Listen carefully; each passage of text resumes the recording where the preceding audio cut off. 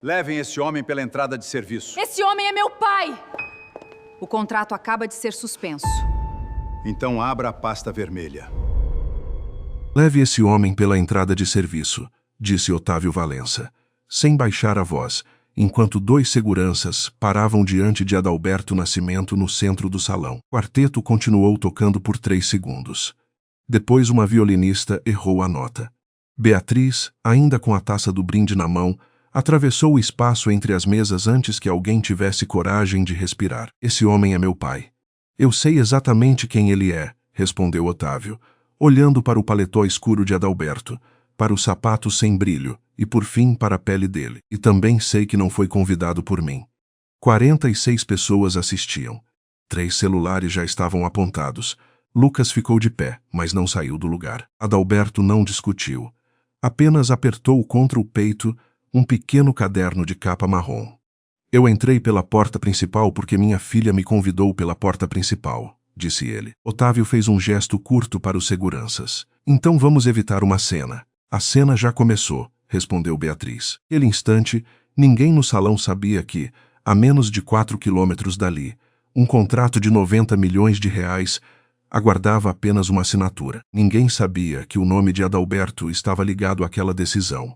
E Otávio ainda acreditava que estava expulsando um homem sem poder. A festa ocupava o salão principal do Hotel Imperial Paulista, no 18º andar, com janelas voltadas para a Avenida Paulista e 120 rosas brancas. Tudo havia sido calculado para transmitir estabilidade. O painel atrás do bolo unia os nomes de Beatriz e Lucas em letras douradas. Mesmo assim, o detalhe que prendeu a atenção de Beatriz foi a mão do pai. Ela não tremia. Adalberto segurava o caderno como fazia, quando precisava lembrar que certas coisas não podiam ser arrancadas dele por um homem de terno caro. Beatriz conhecia aquele gesto desde os 17 anos, quando o vira ser conduzido para uma entrada lateral, num congresso onde ele havia supervisionado parte da estrutura. Naquela época, ela não dissera nada. Ficara ao lado dele no elevador de serviço e depois passara anos fingindo que o silêncio não tinha deixado marca. Agora, quando Otávio apontou novamente para a porta próxima à cozinha, ela pousou a taça sobre a mesa, sem perceber que o champanhe havia escorrido por seus dedos. Meu pai fica, disse Beatriz, aproximando-se de Otávio até restar entre eles apenas a largura de uma cadeira. Ele sorriu com a paciência ensaiada de quem transformava agressões em regras de etiqueta. Beatriz, você está nervosa. Ninguém está expulsando ninguém.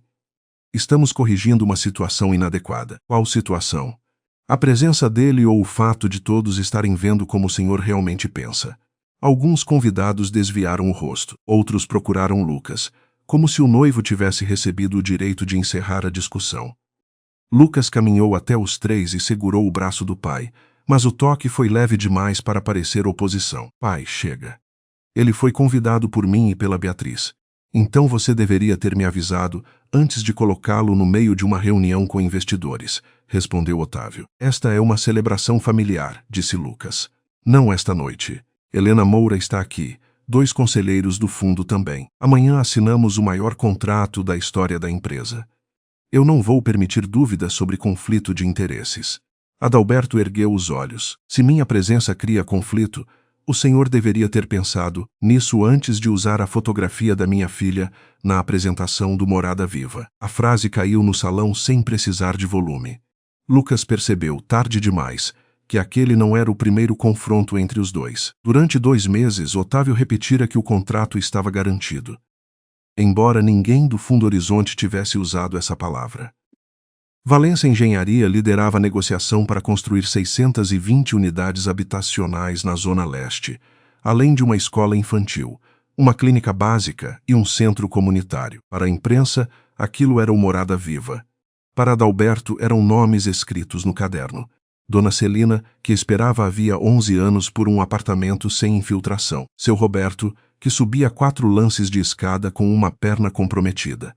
As irmãs Paula e Renata, que dividiam um quarto com 3 crianças. Presidia o conselho eleito pelos futuros moradores, mas se declarara impedido de participar da avaliação final da empresa assim que o noivado se tornara público. Beatriz sabia disso, Lucas também. Otávio preferia insinuar que o casamento colocava a comunidade dentro de sua sala de reuniões quando lhe convinha e fora dela, quando ameaçava sua autoridade. Não vamos discutir o projeto aqui, disse Adalberto. Eu vim para brindar pela minha filha. Só isso. Ótimo, respondeu Otávio. Então pode brindar em outro lugar. Lucas respirou fundo, procurando uma solução que não obrigasse ninguém a escolher um lado. Seu Adalberto, talvez seja melhor o senhor esperar alguns minutos numa sala reservada, até meu pai se acalmar. Beatriz virou o rosto lentamente para Lucas, como se precisasse confirmar que a frase realmente saíra dele. Você quer que meu pai se esconda para o seu pai não passar vergonha? Não foi isso que eu disse. Foi exatamente isso. Eu só quero tirar vocês do centro do salão. Depois eu resolvo com ele. Adalberto observou o futuro genro por alguns segundos. Não havia raiva em seu rosto, apenas um cansaço que Lucas não conseguiu sustentar. Quando um homem manda o outro sair pela porta de serviço, rapaz, o centro do problema não é o salão. Otávio ergueu a mão. Segurança. Os dois homens de uniforme hesitaram. Um deles conhecia Adalberto das reuniões técnicas realizadas no hotel, mas naquela noite ele não viera trabalhar e não carregava identificação visível. Beatriz deu um passo à frente. Se tocarem nele, eu saio agora e a festa termina. Otávio olhou para o anel de noivado na mão dela, depois para os celulares. Não dramatize. Tudo pode ser resolvido com discrição. Discrição foi o nome que o senhor encontrou para humilhação? Foi nesse momento que uma mulher de vestido azul escuro se levantou da mesa próxima às janelas e começou a caminhar na direção deles. Helena Moura era diretora de integridade do Fundo Horizonte, responsável por parte do financiamento e pela supervisão das cláusulas sociais do projeto. Otávio passara a noite oferecendo vinho, mencionando prazos e repetindo que a Valência Engenharia entregaria tudo antes do cronograma.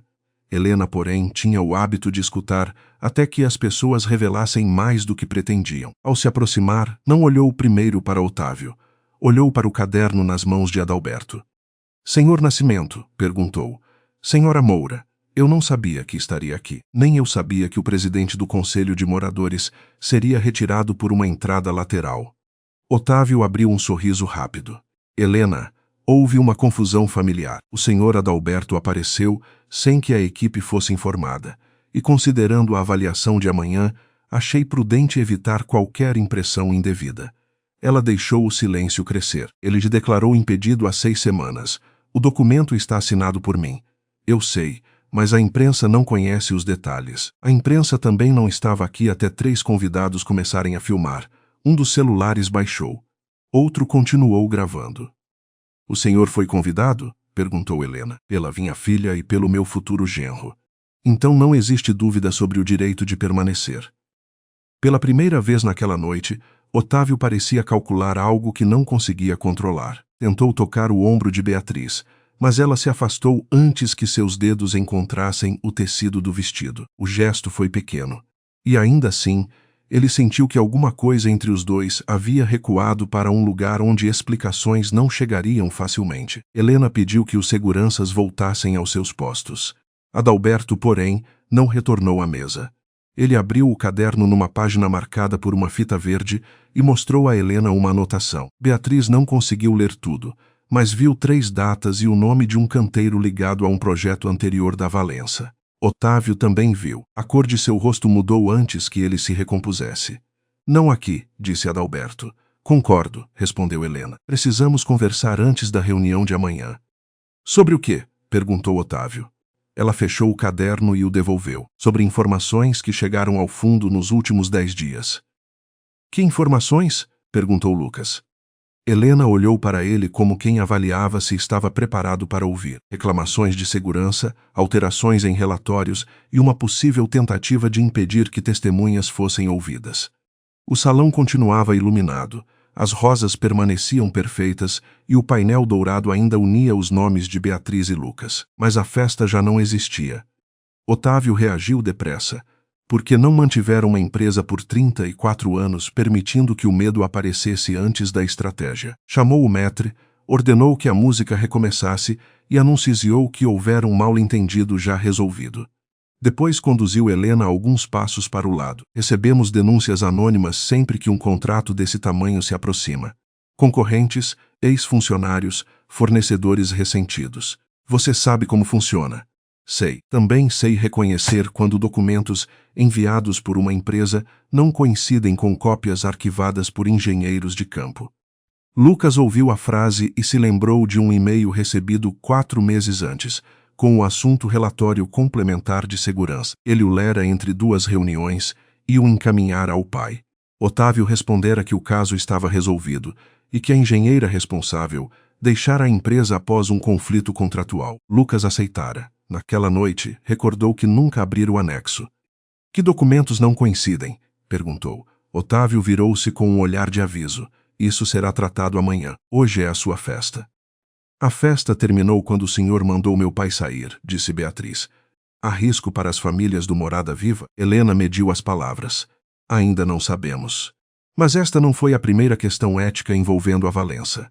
A frase não produziu gritos. Produziu um silêncio cheio de pessoas reorganizando tudo que Otávio lhes contara sobre o contrato.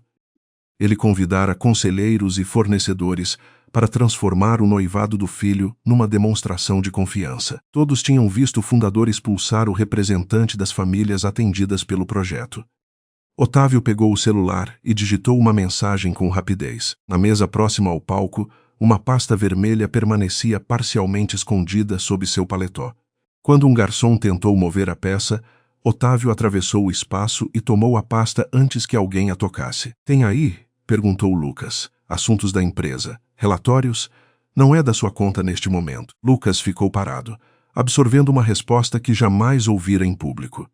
Desde que se tornara diretor de operações, tudo que ameaçava a empresa deveria ser da conta dele. Mesmo assim, durante anos, Otávio lhe mostrara apenas o que considerava necessário, e Lucas aceitara esse limite como se confiança fosse obedecer sem perguntar. Apanhou o movimento da pasta, mas não comentou.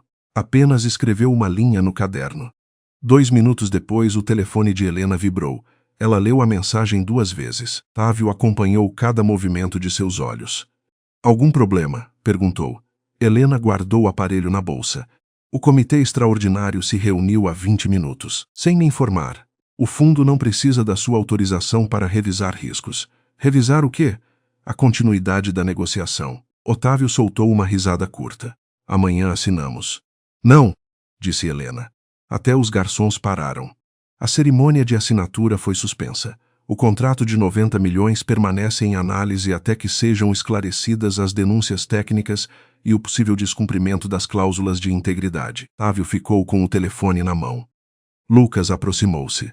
Suspenso por causa do que aconteceu aqui? Isto contribuiu para a decisão, mas ninguém paralisa um contrato desse valor apenas por uma discussão numa festa. O fundo já examinava outros fatos. Adalberto baixou os olhos para o caderno. Beatriz percebeu. O senhor sabia? Eu sabia que havia perguntas. Não sabia qual seria a decisão. Otávio então procurou alguém a quem culpar. Foi você. Você trouxe isso para dentro da minha família e esperou o momento certo para me destruir. Beatriz colocou-se diante do pai, mas Adalberto tocou suavemente o braço dela e avançou sozinho. Eu não tenho poder para destruir uma empresa, Sr. Valença. Só tenho o dever de dizer quando uma parede apresenta rachaduras antes que alguém mande pintar por cima. Não use metáforas comigo. Não estou usando. Há 3 meses, uma moradora me entregou fotografias de fissuras num conjunto construído por uma subsidiária da Valença. Encaminhei o material aos canais corretos. Não pedi que cancelassem contrato algum. Pedi que verificassem. Você está mentindo. Então abra a pasta vermelha. Otávio não se moveu. A resposta estava na mão que apertava a alça até os nós dos dedos perderem a cor. Lucas olhou para a pasta e depois para o pai. Abra. Não vou transformar uma celebração em tribunal. Foi o senhor quem transformou, respondeu Beatriz. Otávio encarou o filho, esperando a antiga obediência. Lucas sustentou o olhar, mas ainda não teve coragem de tomar a pasta. A hesitação durou pouco. Para Beatriz durou anos. Ela retirou o anel de noivado devagar, girando-o uma vez antes de fechá-lo na palma. Eu vou embora com meu pai. Eu não sabia das denúncias, disse Lucas. Mas sabia que ele estava sendo humilhado e pediu que esperasse escondido. Você tentou impedir que todos vissem. Não tentou impedir que acontecesse. Adalberto recolheu o paletó e agradeceu ao segurança mais velho quando o homem abriu a porta principal. Otávio avançou em direção de Helena, falando sobre prazos e centenas de empregos, mas ela o interrompeu. A reunião de amanhã está mantida. Só que não será uma assinatura. Será uma audiência de esclarecimento. Traga os relatórios originais, inclusive os que não estavam no material enviado ao fundo. Otávio olhou para a pasta vermelha. Lucas viu. Beatriz também. Antes de atravessar a porta, ela voltou-se para o noivo e abriu a mão apenas o suficiente para que ele visse o anel. Eu ainda não decidi o que fazer com isto. Mas, quando decidir, não será porque você pediu mais tempo. Será pelo que fizer com a verdade que já tem. Então saiu ao lado do pai pela mesma porta por onde todos os convidados haviam entrado. Atrás deles, o salão permaneceu iluminado, o jantar esfriou e o contrato de 90 milhões deixou de parecer uma promessa. Pela primeira vez, parecia uma prova. Na manhã seguinte, Lucas entrou na sala do conselho às 8h17 e encontrou 11 pessoas esperando por ele ao redor da mesa de madeira escura. No telão, havia apenas 3 números: 90 milhões de reais, 426 empregos diretos e 21 dias de caixa operacional antes de a empresa precisar renegociar dívidas. Otávio estava de pé junto à janela, com a pasta vermelha sob o braço. O fundo suspendeu a assinatura por causa de uma encenação, disse ele, antes mesmo que Lucas se sentasse. Seu futuro sogro usou a própria filha para entrar naquela sala, provocar uma reação e criar aparência de perseguição. Lucas olhou para os conselheiros, mas encontrou apenas pessoas calculando perdas. Ele foi convidado por mim, respondeu. Isso não muda o que fez depois, disse Otávio. Você vai falar com Beatriz. Ela precisa dizer publicamente que houve um mal-entendido familiar. Um dos conselheiros empurrou uma declaração pronta na direção de Lucas. Bastava assinar, convencer Beatriz e entregar à imprensa antes do meio-dia. Lucas leu o primeiro parágrafo 2 vezes. O texto dizia que Adalberto havia sido conduzido a uma área reservada por questões de segurança e que qualquer interpretação de preconceito não correspondia aos fatos. Não mencionava a entrada de serviço nem os seguranças. Isso é falso, disse Lucas. Otávio apoiou as mãos sobre a mesa. Isso é necessário. Se o contrato cair, não cai só sobre mim. Cai sobre engenheiros, equipes de obra, fornecedores e famílias que dependem da folha no fim do mês. Você acha que Beatriz vai se sentir melhor quando 400 pessoas forem demitidas por causa de uma frase mal interpretada? Não foi uma frase. Então escolha uma palavra mais bonita e salve a empresa. A conselheira financeira explicou que Otávio havia garantido ao banco que o contrato do Morada Viva seria assinado naquela semana, usando a previsão de receita para sustentar uma linha de crédito emergencial. Lucas virou-se para o pai. Você disse ao banco que estava garantido? O banco precisava ouvir confirmação. Naquele instante, Lucas percebeu que a pasta vermelha talvez não fosse o único objeto naquela sala, contendo uma versão incompleta da verdade. Beatriz não dormira mais de 2 horas. Passou a madrugada na pequena varanda do apartamento do pai, observando os ônibus começarem a circular antes das 5, enquanto Adalberto fazia café na cozinha sem acender todas as luzes. O anel permaneceu sobre a mesa, ao lado do caderno marrom. Ela o retirara no salão, mas ainda não conseguira colocá-lo numa caixa, como se fechar a tampa significasse admitir que os últimos 3 anos haviam sido construídos sobre concessões. Às 9h40, o telefone vibrou com uma mensagem de Lucas pedindo para conversar. Adalberto não perguntou o que ela faria. Cortou 2 fatias de pão e deixou uma sem manteiga, como fazia desde que ela era criança e precisava de tempo para escolher. O senhor sabia que o fundo investigava Valença? Perguntou Beatriz. Sabia que havia denúncias. Não sabia a extensão. E não me contou, porque você ia pensar que eu estava tentando separar vocês. Ela fechou os olhos. Todo mundo decidiu me proteger escondendo alguma coisa. Eu errei nisso, disse ele.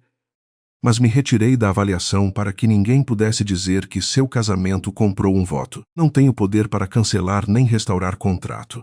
Só tenho voz quando me pedem para representar quem vai morar lá. Lucas chegou pouco depois das 10, sem motorista, sem gravata e sem a declaração preparada pelo conselho. Adalberto abriu a porta, cumprimentou-o com um movimento curto e foi para a cozinha, deixando os 2 na sala. Na estante, uma fotografia dos 3 num almoço de domingo parecia pertencer a outra vida. Eu vim pedir desculpas, disse ele. Beatriz permaneceu em pé. Teceu, ou pelo fato de eu ter visto? Pelo que fiz. Pelo que não fiz. Lucas contou que o conselho exigira uma declaração pública e que ele recusara assinar, esperando que isso significasse alguma coisa. E você não mentiu hoje, respondeu ela. Não apaga ontem. Ele assentiu e procurou as palavras mais seguras. Meu pai está sob pressão. A empresa pode perder centenas de empregos. E por isso meu pai precisava sair pela cozinha? Não. Eu só estou tentando explicar por que ele perdeu o controle. Você continua explicando o homem que nos feriu. Ainda não começou a entender quem foi ferido.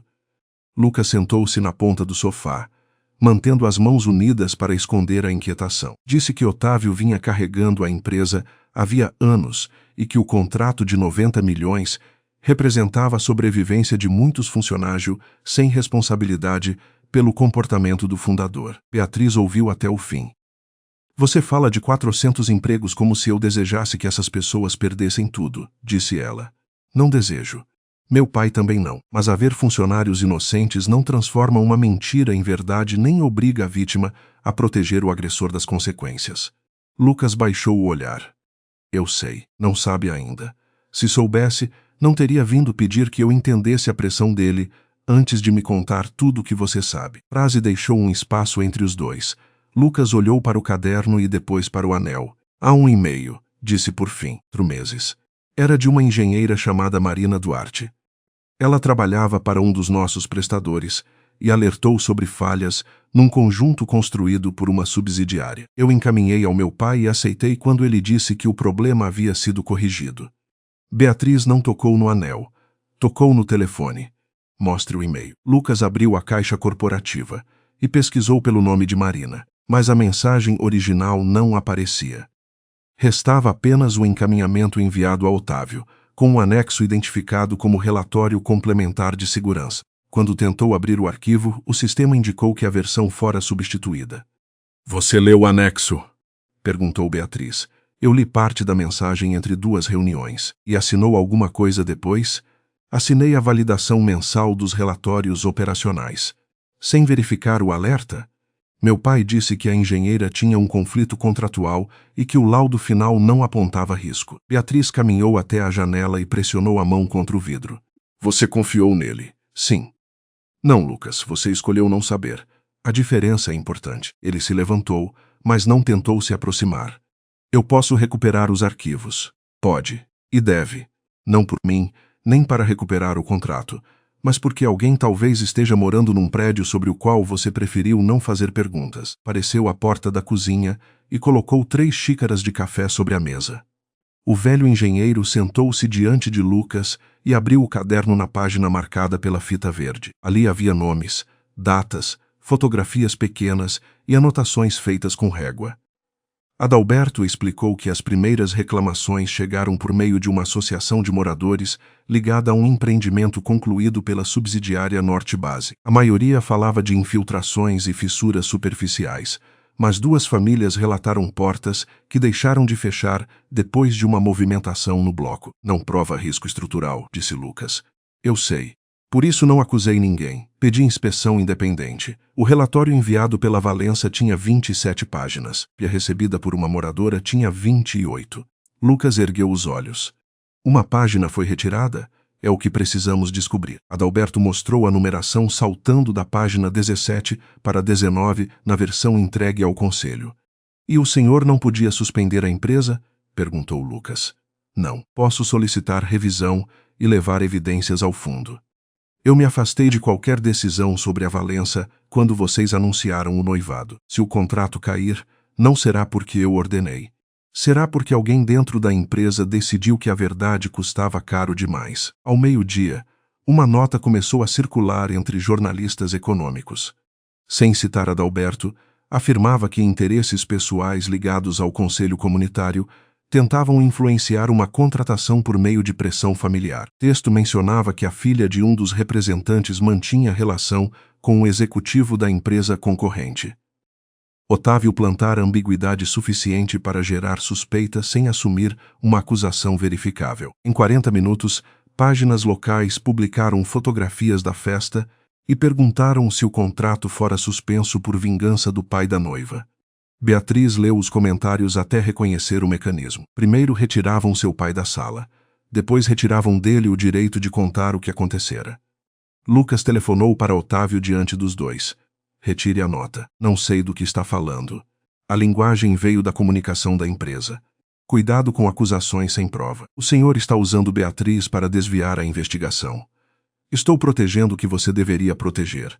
A empresa que vai herdar. Lucas desligou antes de responder. Mas o silêncio que se seguiu já não parecia prudência. Parecia cumplicidade acumulada. Ele voltou ao escritório naquela tarde e pediu acesso ao servidor de auditoria, apenas para descobrir que sua credencial não permitia consultar versões anteriores à validação final. A gerente de tecnologia explicou que a restrição havia sido determinada pela presidência 6 meses antes, após um suposto vazamento. Lucas então procurou o relatório mensal que assinara. Na página 26, encontrou sua assinatura eletrônica e a confirmação de que todos os alertas relevantes haviam sido revisados. O arquivo tinha 27 páginas. A numeração interna, porém, registrava 28 itens. Um deles fora ocultado da visualização, mas permanecia no histórico. Quando Lucas solicitou a restauração, recebeu uma ligação do diretor jurídico. Pediu que qualquer busca relacionada ao Norte Base passe por ele. Desde quando? Desde hoje de manhã. Lucas olhou através do vidro para a sala de Otávio. A pasta vermelha estava aberta sobre a mesa, e o pai retirava folhas de dentro dela antes de colocá-las num envelope pardo. Pela primeira vez, Lucas não procurou uma explicação confortável. Pegou o celular e fotografou a tela com o registro da página ausente. Beatriz passou a tarde ao lado do pai numa reunião remota com representantes do Morada Viva. Algumas pessoas o defenderam, mas outras perguntaram se sua relação familiar com Lucas comprometera o conselho desde o início. Adalberto respondeu sem elevar a voz, apresentou o documento de impedimento assinado 6 semanas antes e ofereceu-se para se afastar temporariamente até que uma comissão independente revisasse sua conduta. Beatriz percebeu quanto aquela decisão lhe custava, quando ele fechou o caderno e manteve a mão sobre a capa por vários segundos. O conselho não era um título decorativo. Ali ele guardava anos de promessas feitas a famílias raramente ouvidas. O senhor não devia pagar pelo que Otávio fez, disse ela, pagando por ele. Estou protegendo a confiança de quem me escolheu. Ela então compreendeu a diferença entre o pai e Lucas. Adalberto aceitava perder poder para não contaminar uma decisão. Lucas passara anos preservando poder ao não examinar decisões que poderiam contaminá-lo. Já era noite quando Lucas voltou ao apartamento com o rosto marcado por horas sem descanso. Colocou sobre a mesa uma cópia do registro da página ausente e explicou que sua assinatura eletrônica aparecia no relatório modificado. Eu não alterei o documento, disse. Mas assinei como se tivesse verificado. Beatriz leu a página. Isso pode responsabilizar você. Eu sei. E seu pai? Está impedindo acesso ao histórico. Também prometeu ao banco uma receita que ainda não existia. Lucas respirou devagar. Se eu entregar isso ao fundo, posso derrubar a empresa antes que saibamos o que aconteceu. E se não entregar, pode ajudar a esconder algo que coloca pessoas em risco. A escolha que sempre evitara estava diante deles, sem espaço para uma terceira saída. Beatriz pegou o anel e o colocou na palma de Lucas. O metal tocou discretamente a pele. Eu te amei acreditando que, quando chegasse o momento, você escolheria a verdade mesmo que ela custasse alguma coisa. Não posso continuar noiva esperando descobrir se esse homem existe. Lucas fechou os dedos ao redor do anel, mas não pediu que ela reconsiderasse. Ainda não havia feito nada que lhe desse esse direito. Antes de sair, ele parou junto à porta e disse que voltaria ao escritório para tentar recuperar o arquivo original. Adalberto, que permanecera perto da estante, fez apenas uma pergunta. Você quer encontrar a verdade ou uma versão que salve seu pai? Lucas olhou para o anel preso em sua mão, para o caderno marrom e para Beatriz, que não esperava promessas. Eu ainda não sei quanto da empresa sobra se eu fizer isso, disse. Então descubra quanto de você sobra se não fizer, respondeu Adalberto. Lucas saiu sem se despedir. No elevador, abriu novamente a fotografia do registro oculto e ampliou o campo referente ao responsável pela última substituição. O nome não era o de Otávio.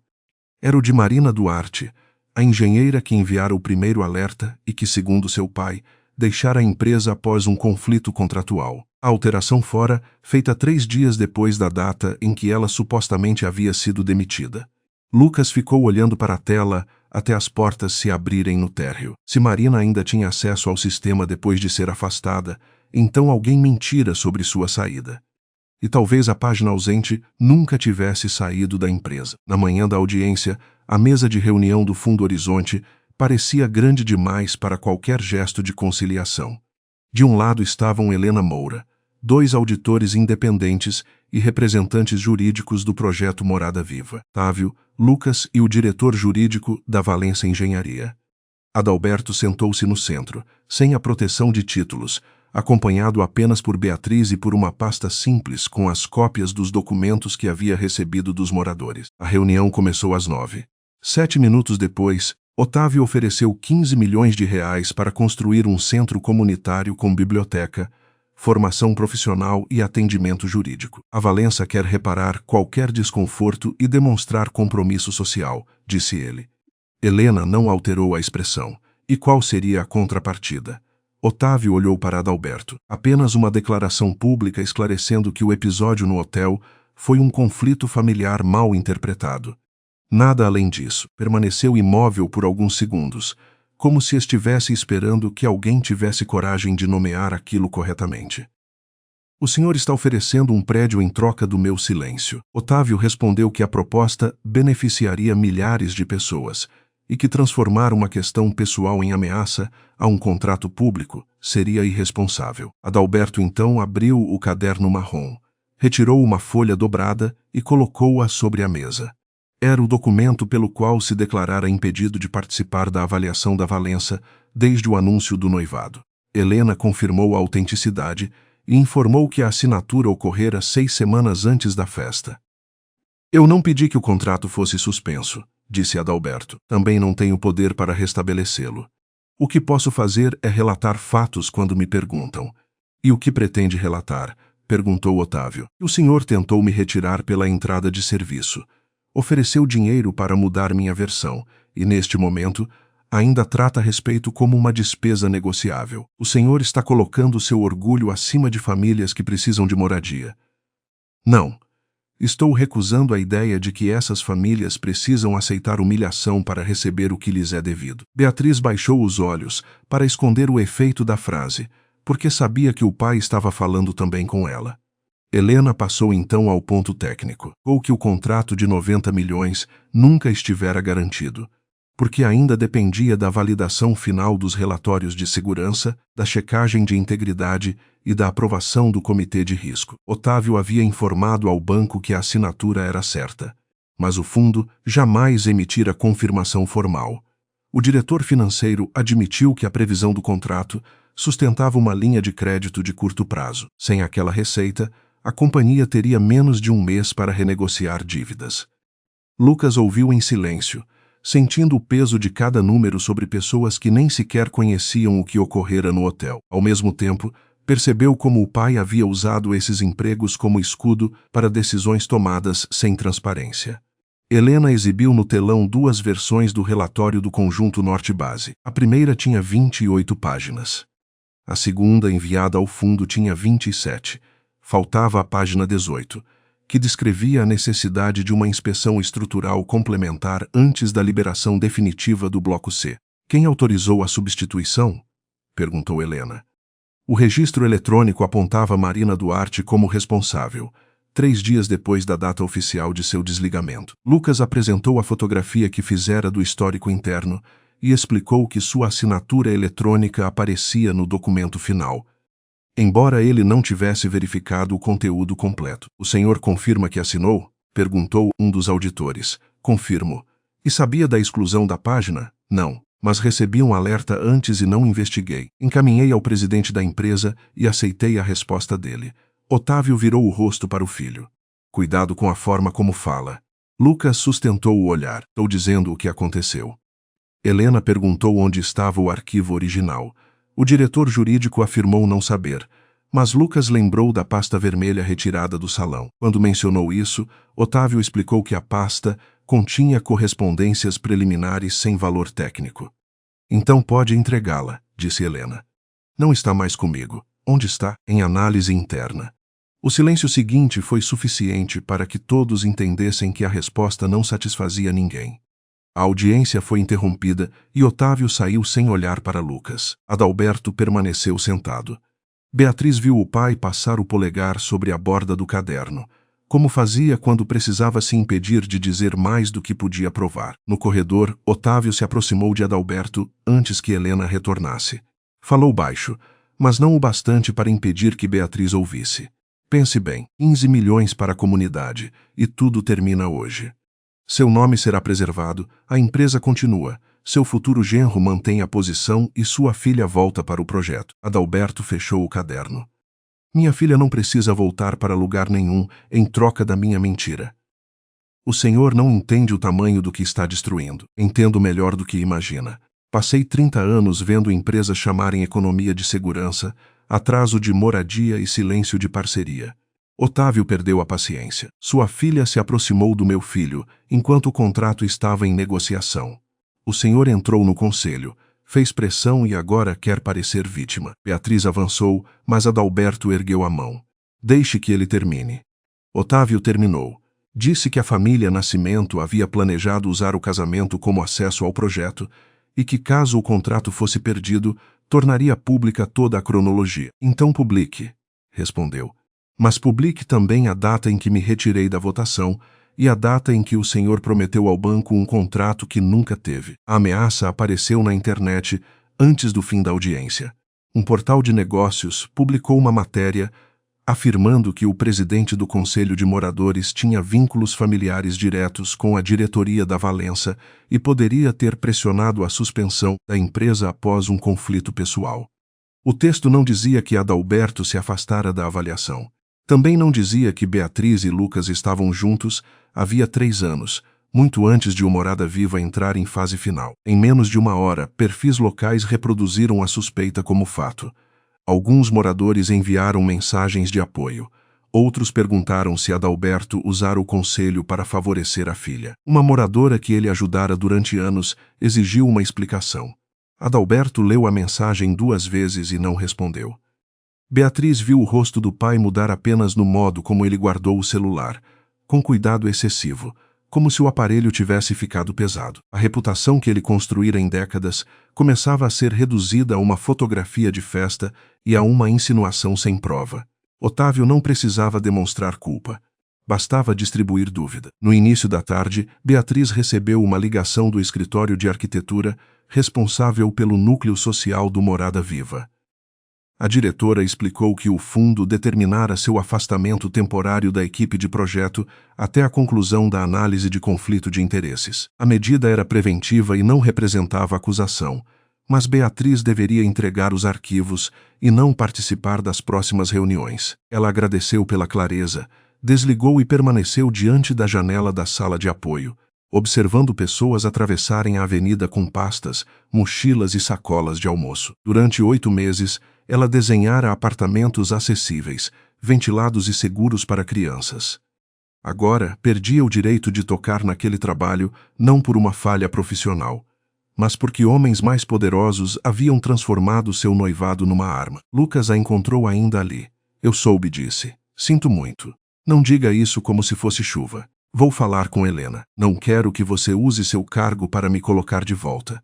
Quero que descubra por que alguém removeu uma página de um relatório e por que seu pai está disposto a destruir o nome do meu para impedir que perguntem. Lucas contou que o setor de tecnologia localizara um servidor antigo usado para backups automáticos antes da mudança de sistema. O acesso estava desativado, mas uma analista chamada Joana concordara em ajudá-lo porque também achara irregular a ordem de bloquear versões anteriores. Eles entraram numa sala técnica no subsolo da sede da Valença pouco depois das 5. O servidor demorou a responder, e cada pasta recuperada revelava decisões escondidas sob linguagem administrativa. Lucas encontrou a mensagem original de Marina Duarte, o relatório completo e uma sequência de respostas internas. Marina escrevera que a fissura talvez não fosse apenas superficial e recomendara inspeção independente imediata. O diretor da subsidiária respondera que interromper a entrega produziria multas e risco reputacional. 2 dias depois, Otávio enviara uma mensagem curta autorizando a substituição do documento por uma versão conclusiva e comercialmente adequada. Lucas leu a frase várias vezes. A página 18 fora retirada por ordem do pai. Sua própria assinatura aparecia no arquivo final, porque o sistema de validação mensal aplicara automaticamente a confirmação dele a todos os relatórios do período. Tecnicamente, Lucas não alterara nada. Moralmente, sua negligência dera cobertura ao processo. Havia também um áudio anexado ao arquivo de Marina. A voz dela estava baixa, e ao fundo se ouviam carros passando por uma rua movimentada. Ela dizia que aceitara registrar a alteração no sistema porque fora informada de que uma inspeção paralela seria realizada antes da ocupação, mas depois descobrira que nenhuma equipe independente fora enviada. Quando tentou corrigir o relatório, perdeu o acesso e recebeu um acordo de silêncio. Eu não queria prejudicar trabalhadores nem moradores, dizia ela. Só não posso aparecer sozinha, porque eles vão dizer que estou me vingando. Tenho os e-mails, mas preciso saber que alguém dentro da empresa vai confirmar a ordem. Lucas interrompeu o áudio e sentou-se diante do monitor. Joana perguntou o que ele pretendia fazer. Antes que respondesse, o telefone tocou. Era Marina. Ela havia recebido uma notificação de que o backup fora acessado. Senhor Valença, eu não vou testemunhar em público, disse ela. Tenho uma filha de 7 anos e passei meses procurando emprego. Posso entregar os arquivos, mas meu nome não pode aparecer. Lucas prometeu não pressioná-la, embora soubesse que documentos sem testemunha poderiam ser atacados como cópias fora de contexto. Quando Lucas voltou à sala de reuniões, encontrou Otávio sozinho, com as persianas fechadas e o paletó pendurado na cadeira. A pasta vermelha estava aberta sobre a mesa. Dentro dela havia a versão original do relatório, impressões dos e-mails de Marina e uma minuta de acordo que oferecia pagamento adicional em troca de silêncio. O senhor sabia de tudo, disse Lucas. Otávio não negou. Eu sabia que havia uma dúvida técnica que não se confirmou. A inspeção independente nunca aconteceu. Tá de pé. Ninguém se feriu. Isso não transforma a decisão incorreta. Otávio se levantou e caminhou até o filho. Você acha que empresas sobrevivem tratando cada suspeita como catástrofe? Eu tinha 180 famílias esperando a entrega, fornecedores sem receber, e um banco pronto para cortar crédito. Resolvi o problema. Escondeu o problema. Protege a empresa. Usando minha assinatura. Otávio respondeu que Lucas fora nomeado diretor para assumir responsabilidade, não para fingir inocência quando as escolhas se tornassem difíceis. Lucas não podia negar. Assinara sem perguntar. Otávio então abriu uma gaveta e colocou sobre a mesa 2 documentos. O primeiro era uma convocação extraordinária do Conselho para votar a sucessão. O segundo lhe transferia ações e confirmava sua nomeação como presidente executivo. Você tem até amanhã às 8, disse. Entregue ao fundo uma declaração afirmando que o relatório foi substituído por correção técnica, que Marina agiu sob sua supervisão e que Adalberto tentou pressionar a negociação após o episódio familiar. Se fizer isso, assumirá a empresa e terá poder para corrigir o que quiser daqui para frente. E se eu não fizer, perde o cargo, as ações e qualquer direito de falar em nome da família. Também será responsabilizado pela assinatura que aparece no relatório. Lucas olhou para os documentos, depois para o pai. O senhor está me pedindo para mentir. Estou pedindo que escolha entre um erro administrável e a destruição de tudo que sua família construiu. Beatriz também seria minha família. Ela devolveu seu anel. Otávio empurrou a caneta na direção dele. Talvez porque finalmente tenha entendido de que lado você deveria estar. Aquela noite, Adalberto participou de uma assembleia extraordinária no Centro Comunitário Provisório. Quase 100 moradores se apertaram em cadeiras de plástico. Ele apresentou o documento de impedimento, explicou cada data e respondeu a perguntas durante quase 2 horas. Alguns o defenderam. Outros exigiram que se afastasse até o fim da investigação. Quando a votação terminou, a maioria decidiu mantê-lo como presidente, mas 27 pessoas votaram contra. Adalberto anotou o número no caderno, fechou-o e guardou sem fazer discurso. Na saída, Beatriz perguntou por que ele registrara aquilo. Porque confiança não é uma coisa que a gente possui para sempre, é uma coisa que os outros renovam ou retiram. Ela segurou o braço do pai enquanto caminhavam até o carro. O telefone vibrou com uma mensagem de Lucas, contendo apenas uma fotografia. Nela estavam os 2 documentos oferecidos por Otávio, a caneta e a pasta vermelha aberta. Lucas escrevera que encontrara a ordem de alteração e que tinha até às 8 da manhã para decidir. Beatriz leu a mensagem, mas não respondeu imediatamente. Pela primeira vez desde o hotel, não queria dizer a Lucas o que ele deveria fazer, porque qualquer escolha guiada pelo medo de perdê-la seria apenas outra forma de fuga. Por isso, no último andar da sede da Valença, Lucas permaneceu sozinho diante dos documentos. O anel de noivado estava ao lado da caneta. Declaração falsa preservaria a empresa por algum tempo. O relatório original destruiria a sucessão prometida desde criança e exporia sua negligência. Não havia saída limpa. Não havia gesto sem custo. Adalberto lhe dissera para descobrir quanto de si mesmo restaria se escolhesse o silêncio. E agora a resposta estava diante dele, impressa em 28 páginas. 7h54 da manhã, otavam 6 minutos. Então? Perguntou. Lucas pegou a caneta, mas não assinou o documento que o pai havia deixado sobre a mesa. Às 8 em ponto, Lucas entrou na sala de audiência do Fundo Horizonte, carregando a pasta vermelha de Otávio, o relatório original de 28 páginas e uma carta de renúncia já assinada. Não usava gravata e o paletó estava dobrado sobre o braço, como se tivesse atravessado a noite sem encontrar motivo para fingir normalidade. Helena Moura ergueu os olhos quando ele se aproximou da mesa, mas não interrompeu a leitura dos documentos que os auditores haviam separado. Otávio chegou menos de 1 minuto depois, acompanhado do diretor jurídico e de 2 conselheiros, convencido de que ainda havia tempo para transformar a verdade numa versão administrável. Quando viu a pasta nas mãos do filho, parou diante da porta. Você não sabe o que está fazendo, disse. Lucas colocou o material sobre a mesa. Pela primeira vez, eu sei exatamente o que estou fazendo. A frase não soou como desafio. Soou como algo que lhe custara uma noite inteira admitir. Helena abriu a sessão informando que o objetivo da audiência era verificar 3 pontos. A exclusão da página 18 do relatório de segurança, a possível manipulação das informações apresentadas ao fundo e a tentativa de interferência sobre o Conselho de Moradores. Lucas pediu a palavra antes que os advogados começassem. Admitiu que recebera o alerta de Marina Duarte 4 meses antes, que encaminhara o conteúdo a Otávio e que não verificara se a inspeção recomendada havia sido realizada. Também confirmou que sua assinatura eletrônica validara o relatório final. Eu não removi a página, disse, mas permiti que minha assinatura servisse como garantia de algo que eu não conferi. Aceitei a palavra do presidente porque ele era meu pai e porque era mais fácil acreditar que o problema estava resolvido.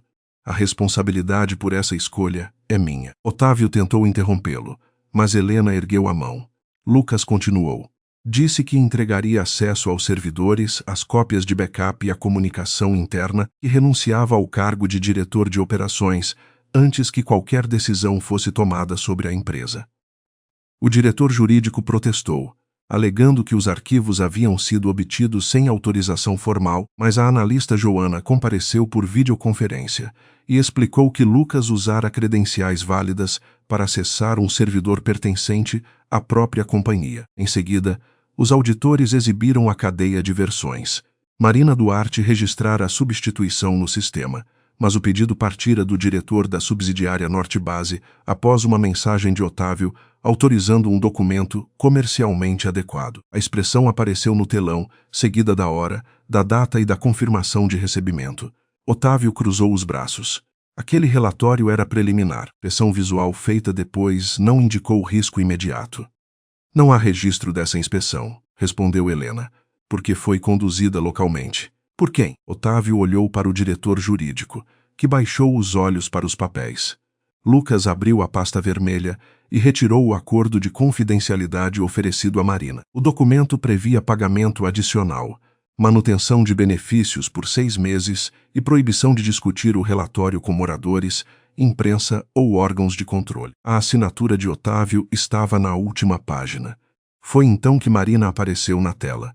Seu rosto permanecia parcialmente fora do enquadramento e Helena explicou que sua identidade seria protegida durante a fase preliminar. Marina confirmou que retirara a página por ordem do superior, depois de ouvir que uma inspeção independente ocorreria antes da entrega do Bloco C. Quando descobriu que a vistoria não fora contratada, tentou restaurar a versão anterior, perdeu o acesso e recebeu o acordo.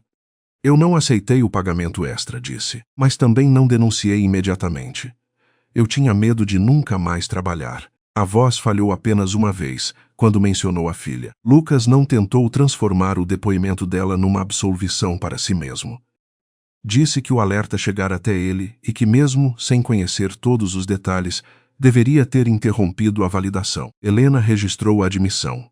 Otávio, porém, procurou outra saída. Isso ainda não explica por que Adalberto Nascimento usou uma festa familiar para pressionar o fundo. Tudo começou depois que ele percebeu que poderia controlar o contrato por meio da filha. Adalberto estava sentado 2 cadeiras atrás de Beatriz, com o caderno marrom fechado sobre os joelhos. Quando Helena o chamou, ele apresentou novamente o documento de impedimento e respondeu às perguntas, sem mencionar o modo como fora tratado no hotel, a menos que alguém perguntasse diretamente. Otávio insistiu que a suspensão só ocorrera depois do confronto público. Helena então abriu uma ata registrada 23 dias antes da festa. Nela constava que Adalberto havia pedido ao conselho que a Valença não fosse excluída imediatamente, apesar das primeiras dúvidas sobre o relatório. Ele argumentara que a equipe técnica da empresa reunia profissionais competentes, que centenas de trabalhadores não deveriam responder pelas decisões da presidência e que qualquer medida deveria preservar empregos sempre que possível. Beatriz leu a cópia projetada no telão e sentiu a mão apertar a borda da cadeira. O pai nunca lhe contara que defendera a permanência da empresa de Lucas. O senhor tentou manter a Valença na disputa, disse Helena. Sim, eu queria uma investigação, não uma vingança. Otávio ficou sem resposta por alguns segundos. Era a primeira vez que o silêncio o atingia como consequência, não como ferramenta.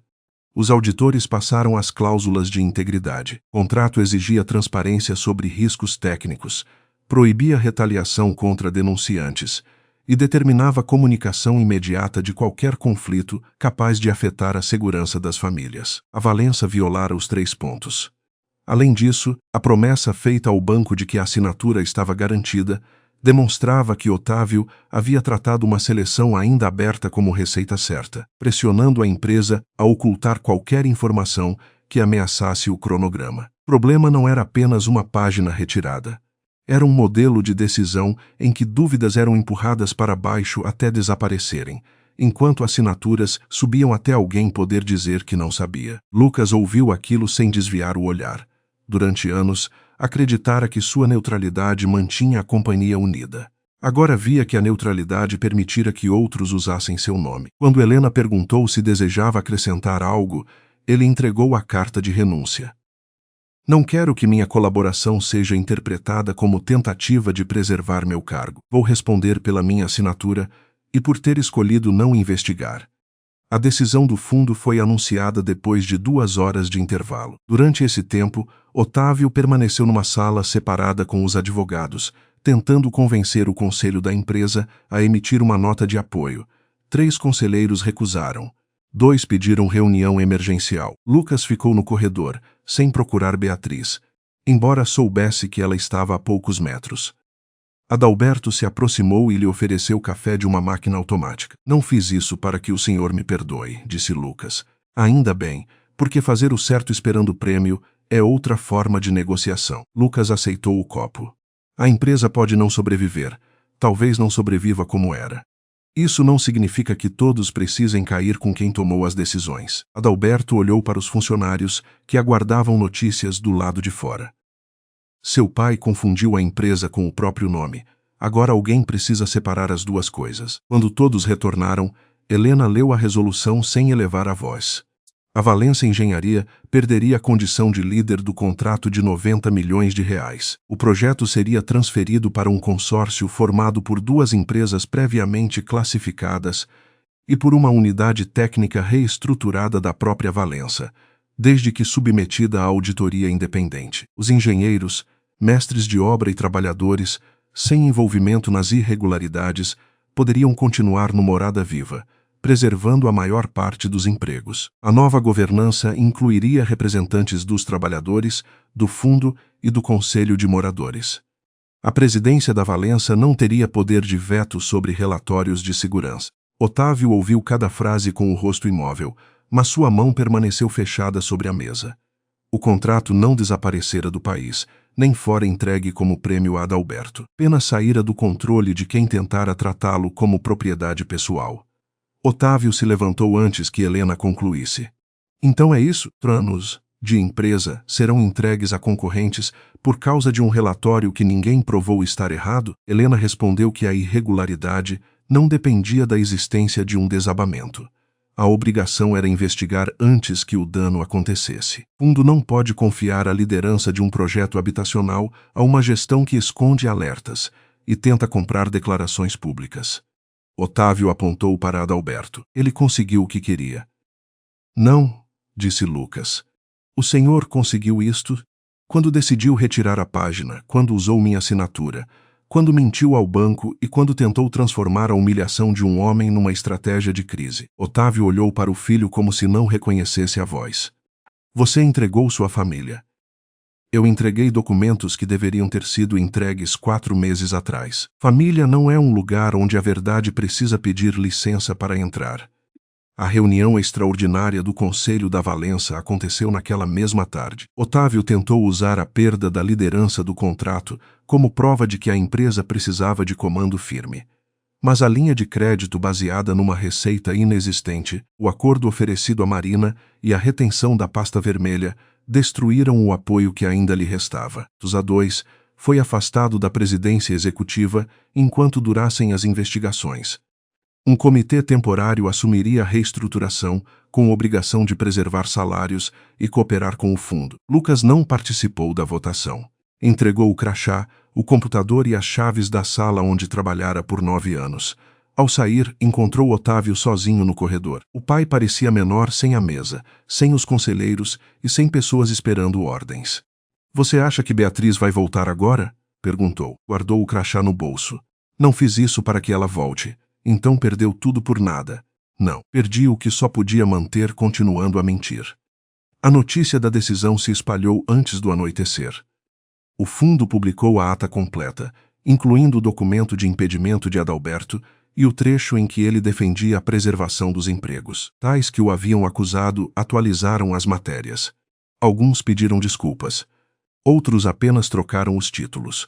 No Centro Comunitário Provisório, moradores leram a resolução em voz alta e compreenderam que Adalberto não possuía poder para entregar ou retirar o contrato. Ele havia pedido investigação e, ao mesmo tempo, impedido que todos os trabalhadores fossem tratados como cúmplices.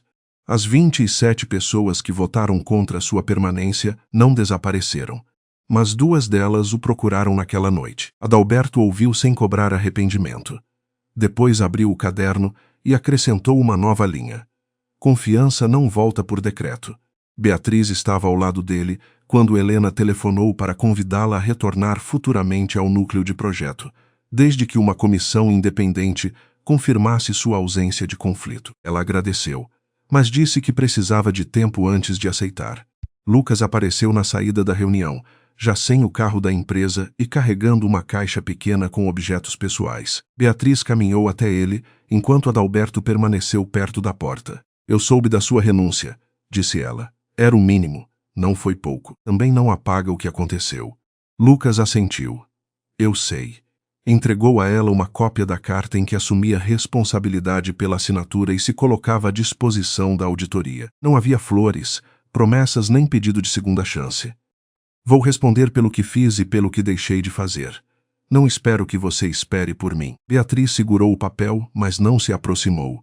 Hoje você escolheu a verdade. Eu precisava ver que era capaz. Agora preciso descobrir se isso foi um momento ou se é o homem que você vai ser quando ninguém estiver olhando. Lucas aceitou a distância entre os dois. Pela primeira vez, não tentou reduzi-la com palavras. Mais tarde, Otávio voltou sozinho à antiga sala da presidência para recolher os últimos pertences. Pasta vermelha já estava com os auditores.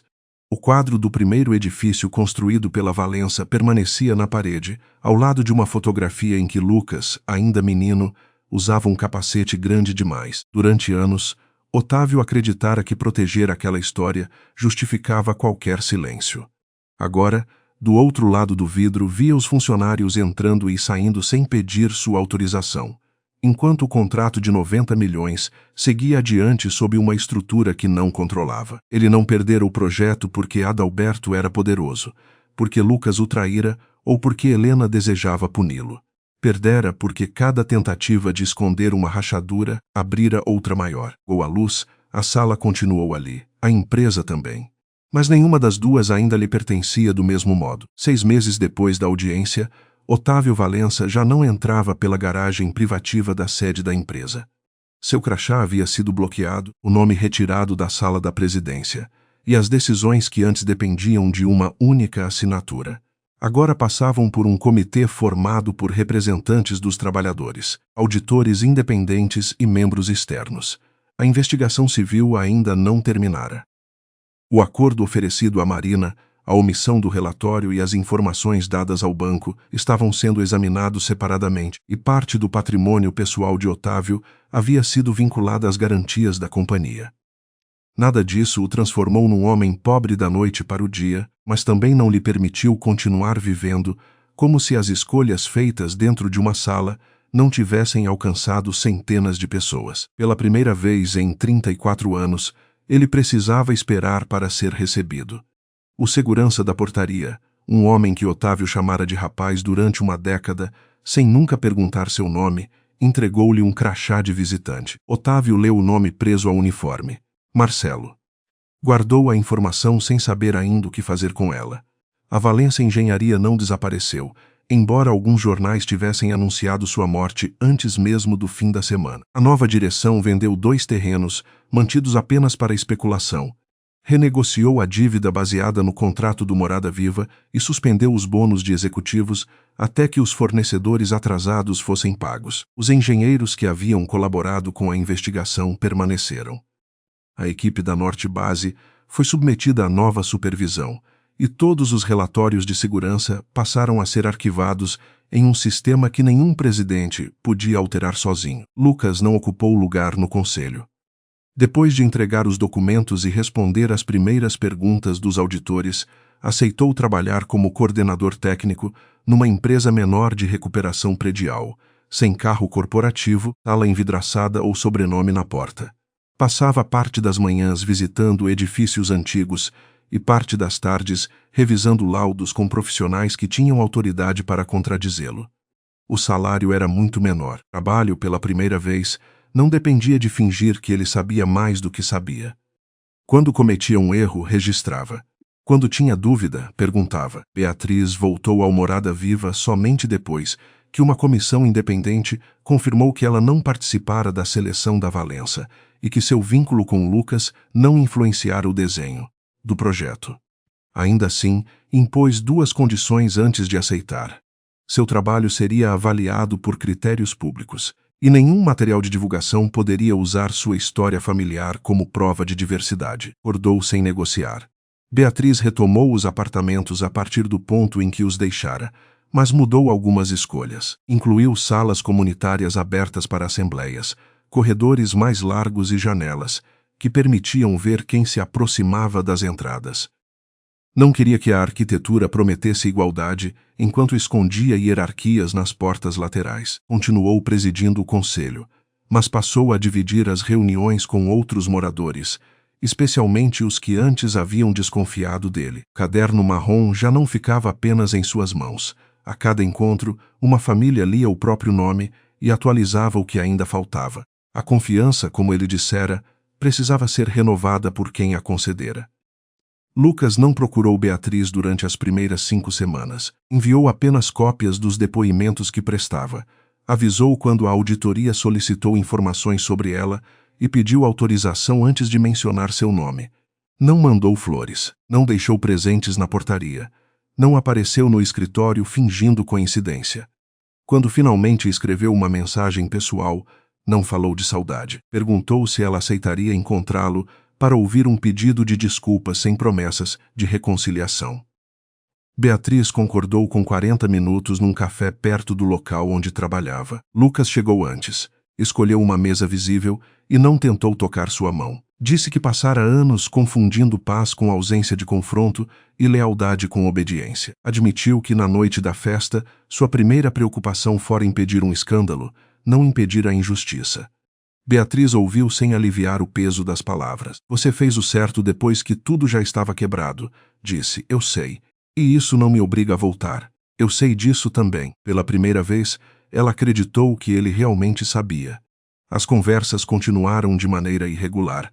Algumas semanas passavam sem encontro. Em outras, sentavam-se com uma terapeuta especializada em relações familiares e falavam sobre a forma como Lucas se tornara mediador dentro da própria casa. Quanto Beatriz aprendera a suportar pequenas agressões para não ser acusada de exagero. Ela estabeleceu limites que não estavam abertos à negociação.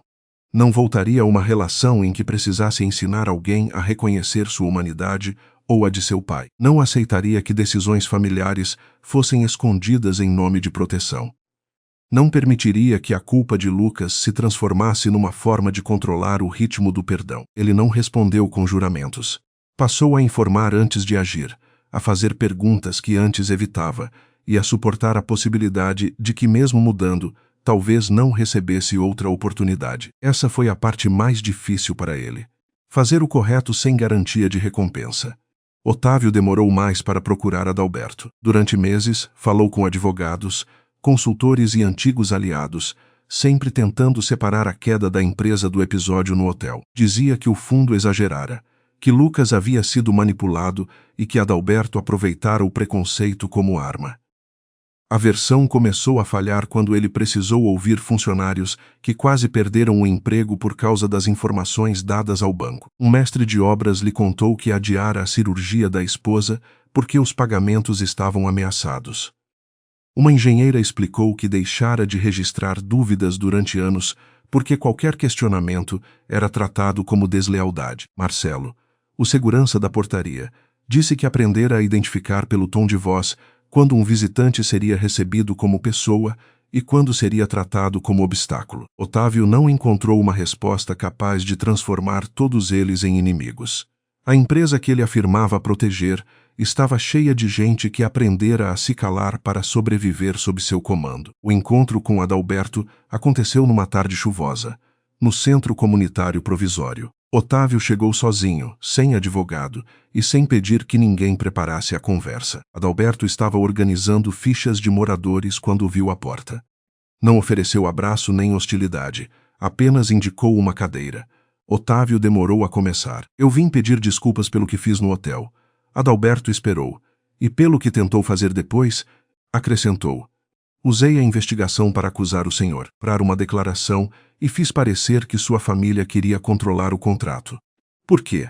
Otávio olhou para as próprias mãos. Disse que passara a vida com medo de voltar à pobreza que conhecera quando criança e acreditava precisar controlar cada sala, antes que alguém decidisse que ele não pertencia a ela e que, quando viu Adalberto no salão, não enxergou um pai convidado pela filha. Enxergou uma ameaça à imagem que construíra. Eu transformei meu medo em justificativa para tratar o senhor como inferior. Isso foi preconceito, mesmo quando eu dei outros nomes. Adalberto não respondeu de imediato. Fechou a caixa de fichas, alinhou as bordas e perguntou se Otávio esperava perdão.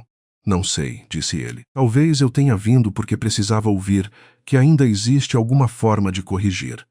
Corrigir não é voltar ao ponto anterior. O senhor não pode apagar aquela porta, nem as mentiras, nem o medo que colocou sobre os funcionários.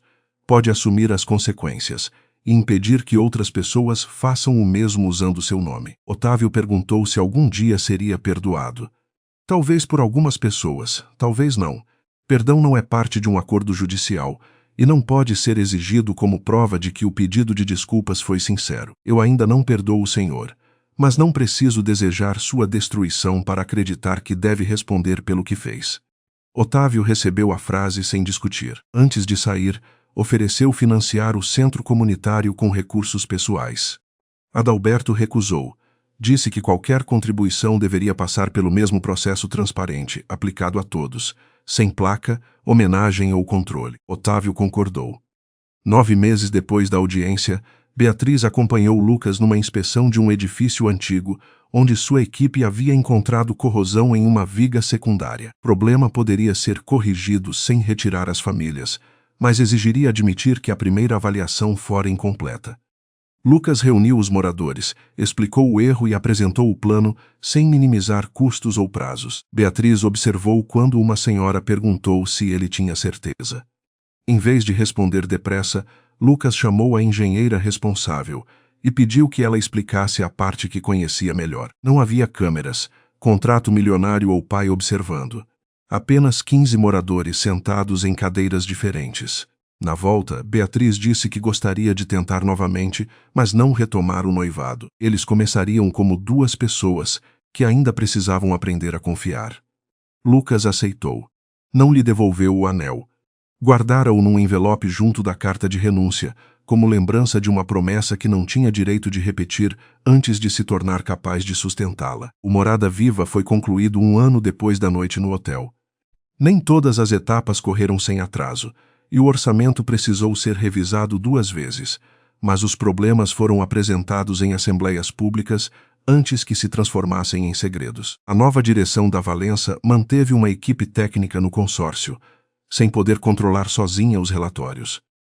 Marina participou da criação de um canal protegido para denúncias e, quando se sentiu segura, autorizou que seu depoimento fosse incluído no relatório final. Joana assumiu a supervisão dos arquivos de auditoria. As famílias do caderno começaram a receber as chaves. Dona Celina escolheu um apartamento onde o sol entrava pela cozinha. Seu Roberto ficou no térreo, perto da clínica. Paula e Renata passaram a morar em blocos vizinhos, cada uma com espaço suficiente para as crianças. Adalberto riscava os nomes somente depois de visitar cada unidade. Quando chegou à última página, colocou o caderno numa caixa de vidro na sala comunitária. Não como troféu, mas como registro de que cada número do contrato sempre pertencera a alguém. Beatriz e Lucas se casaram 3 meses depois, numa cerimônia pequena dentro do centro comunitário. Não houve patrocinadores, imprensa nem painel com sobrenomes dourados. Cadeiras foram organizadas pelos próprios moradores e as flores vieram do jardim recém-plantado ao lado da escola infantil. Otávio recebeu um convite, mas sem lugar de honra e sem função na cerimônia. Chegou cedo, cumprimentou Marcelo pelo nome e sentou-se na 3ª fileira. Quando Adalberto apareceu com a filha, Lucas os esperava perto da entrada principal, uma porta larga de vidro que permanecia aberta para a praça. Um segurança pediu identificação. Nenhum funcionário indicou um corredor lateral. Beatriz segurou o braço do pai, e ele caminhou devagar, olhando as famílias que haviam saído das páginas de seu caderno para ocupar aquelas cadeiras. Antes de entregá-la a Lucas, Adalberto não fez discurso, apenas disse: "Desta vez, não fique calado quando a verdade precisar de você." Lucas respondeu que não ficaria, sabendo que aquela promessa teria de ser cumprida todos os dias. Depois da cerimônia, Otávio aproximou-se de Beatriz e pediu desculpas novamente, sem explicar o próprio medo e sem mencionar o preço que pagara. Ela respondeu que reconhecia o esforço dele em assumir responsabilidade, mas que confiança exigiria mais tempo. Otávio aceitou.